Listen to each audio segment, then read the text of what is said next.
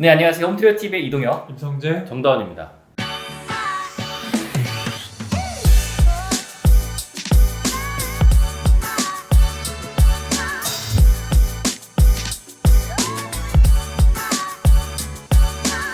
네, 2019 월간 홈트리오 5호로 첫 번째 모델 발표되었습니다.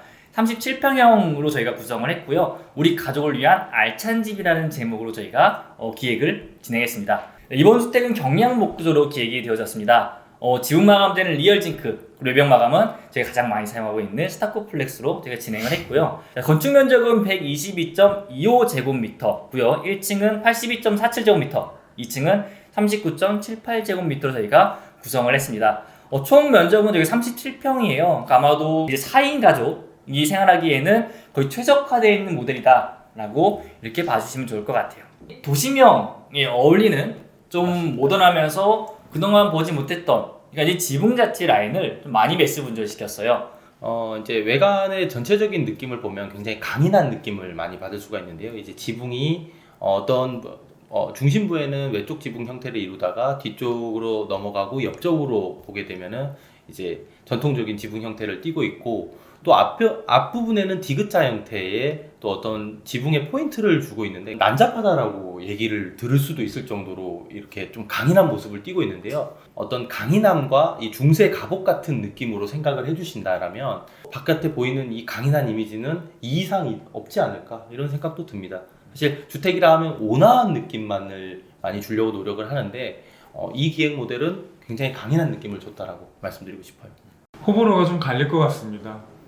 모던한 주택들이 균형을 이루기보다는 불균형을 통해서 미를 표현을 하는데, 불균형이 조금 과하게 느껴지실 수도 있는 어떤 지붕의 디자인을 띠고 있고요. 어떤 취향에서는 상당히 만족할 만한 좀 독특한 취향의 외관이 아닌가 싶습니다. 반면에 또 안으로 들어가서 보시면 상당히 합리적이고 대중적인 평면을 띠고 있으니까 한번 같이 살펴보시죠. 여태까지 발표해왔던 집의 스타일들은 아니에요. 좀 쪼개는 방식으로 우리도 한번 이렇게 좀 디자인을 해보고 박공 지붕과 모임 지붕과 외쪽 지붕을 조금은 디자인적으로 표현해낼 수 있지 않을까라는 점에서 이 외관 디자인을 했으니까요. 조금은 색다른 느낌이 들지 않을까요? 자동차로 따지면 컨셉카는 언제나 이런 디자인이 과감하잖아요. 이 주택도 사실 기획 모델로서 굉장히 과감한 스타일로 외장을 표현을 하고 시도를 해본 거니까 이건 좀 과감하게 건축주님들께서는 봐주셨으면 좋겠습니다. 네. 이렇게 지붕이 쪼개지는 경우가 어떻게 보면은 지금 저희가 정면만 보고 있으니까 난잡해 보일 수 있는데 사면, 내 방위에서 봤을 때는 어느 면에서 보더라도 입체감을 느낄 수 있는 장점을 가지고 있다, 이렇게 생각해 주시면 좋을 것 같아요. 이제 평면 한번 가볼게요. 가운데 포치를 통해서 현관으로 진입을 하면 공용 공간과 그 다음에 프라이빗한 공간이 좌우로 분리해서 배치가 되어 있습니다. 우선 왼쪽으로 보시면 주방, 식당이 위치해 있고 그 옆에 바로 다용도실이 붙어 있는 형태가 되고요. 그리고 그 앞으로 전면으로 거실을 배치를 해서 스페이스를 상당히 합리적으로 효율적으로 구성을 했고, 그리고 현관 앞에 바로 계단을 붙여서 2층 올라가는 동선을 상당히 짧게 만든 게 포인트라고 볼 수 있습니다. 오른쪽에는 이제 안방 존이라고 하죠. 안방과 화장실이 위치해 있고, 뒷면으로는 외부에서 진입이 가능한 창고. 주택 생활을 하다 보면 특히 도시명에서는 창고 공간이 상당히 부족한데요. 부족한 공간을 해소하기 위해서 외부에서도 드나들 수 있는 창고 공간을 적지 않은 사이즈로 만들어 놨다는 게 이 집의 특징이라고 볼 수 있습니다.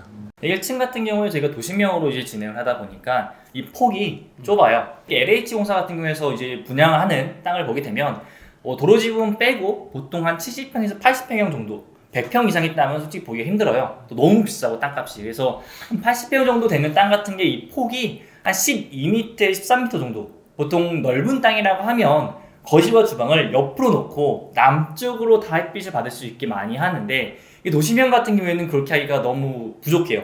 땅 자체가 협소하기 때문에. 대부분 이제 거실을 앞으로 당기고요, 주방을 뒤로 봅니다. 아파트형처럼 원스페이스로 구성해야 된다는 이론은 거의 정석과도 같은데, 이제 남향의 빛을 볼 수 없기 때문에 원스페이스 공간 구성 자체를 앞뒤로 했다라고 보시면 될 것 같아요. 저희가 항상 얘기하는 부분 중에 하나가 현관, 일단 이 코어를 중심으로 양쪽으로 공용 공간과 그리고 프라이빗한 공간을 나눠야 된다. 근데 제가 귀에 박히게 계속 얘기하는 이유 중에 하나가 이렇게 안 하는 경우가 많아요. 네, 막 한쪽으로만 현관 몰고 이동 공간 엄청 길게 해가지고 데드 스페이스 엄청 발생되게 하시는 분들 계신데, 물론 뭐 70평, 80평 뭐 넘어가는 집이라고 하면요 상관없는데 30평 형태에서 그렇게 하시잖아요. 그건 다 낭비예요. 저는 확실히 말씀드릴 수 있어요.